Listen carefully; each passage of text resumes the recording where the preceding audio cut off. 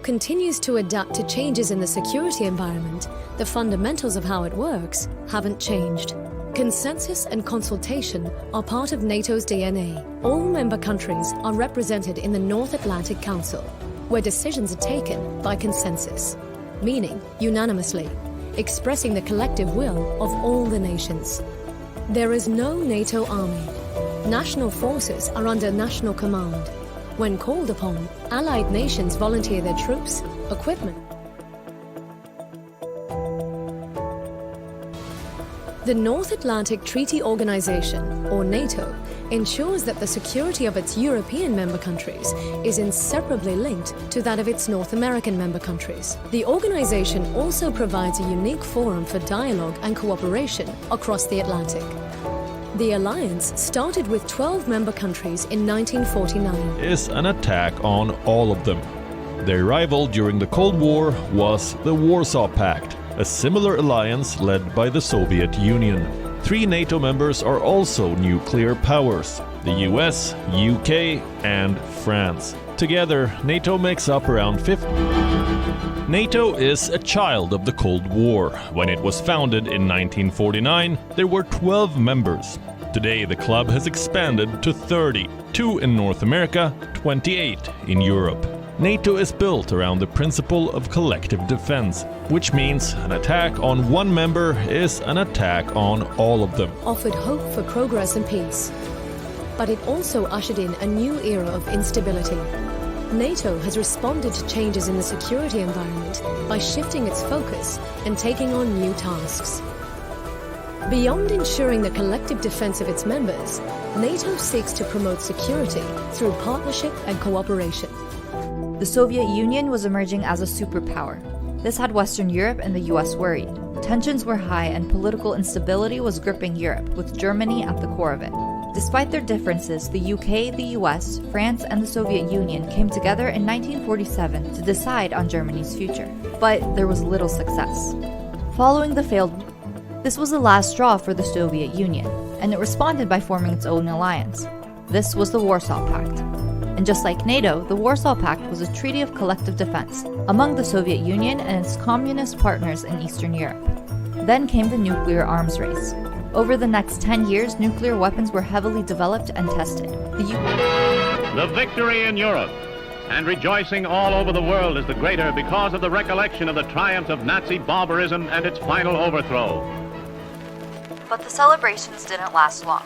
World War II had left a trail of destruction in Europe, killing 36 million people, many of them civilians, and displacing. In 1961, the Soviets detonated the world's most powerful nuclear weapon, Tsar Bomba, estimated to be at least a 50 megaton atmospheric blast.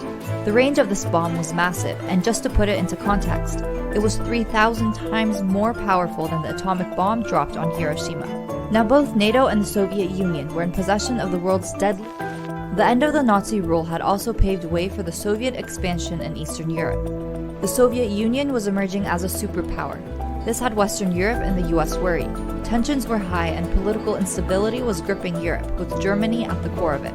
Despite their differences, the UK, the US, France, and the Soviet Union came together and rejoicing all over the world is the greater because of the recollection of the triumph of Nazi barbarism and its final overthrow. But the celebrations didn't last long. World War II had left a trail of destruction in Europe, killing 36 million people, many of them civilians, and displacing millions. The end of the Nazi rule had all.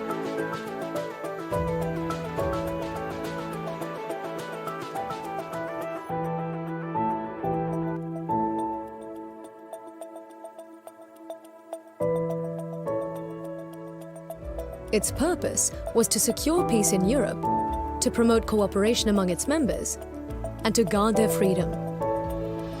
All of this in the context of countering the threat posed at the time by the Soviet Union. The alliance's founding treaty was signed in Washington in 1949 by a dozen. A year later, Bevan's persistence led to the formation of the Brussels Treaty, signed by Belgium, France, Luxembourg, the Netherlands, and the UK. The treaty aimed to show cooperation among Western European countries and encourage the US to join the alliance. On April 4, 1949, the US did join. The North Atlantic Treaty was signed in Washington, D.C. NATO is a child of the Cold War. When it was founded in 1949, there were 12 members. Today, the club has expanded to 30, 2 in North America, 28 in Europe. NATO is built around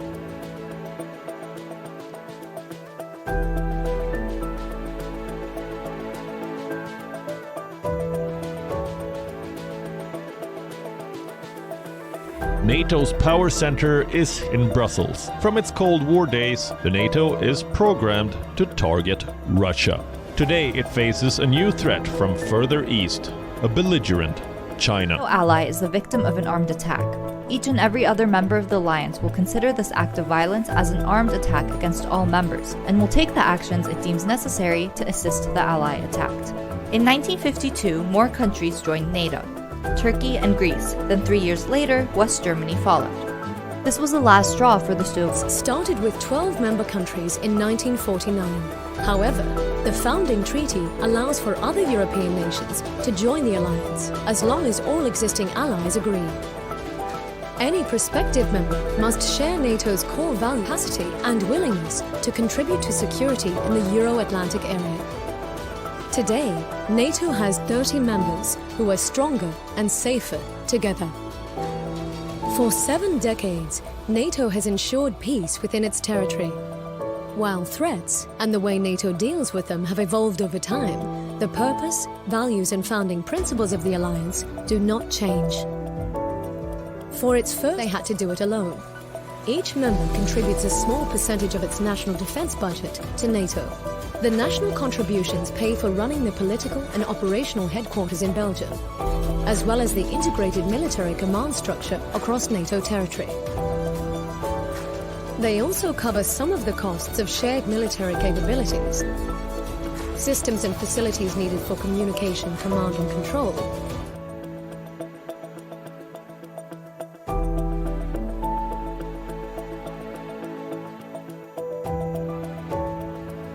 down. But NATO didn't disintegrate. Instead, it took on a new role.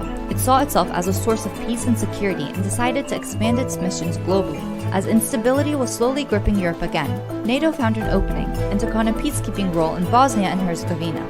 A few years later, it did the same in Kosovo too. Critics questioned their involvement and success while NATO was trying to justify the reason for its existence.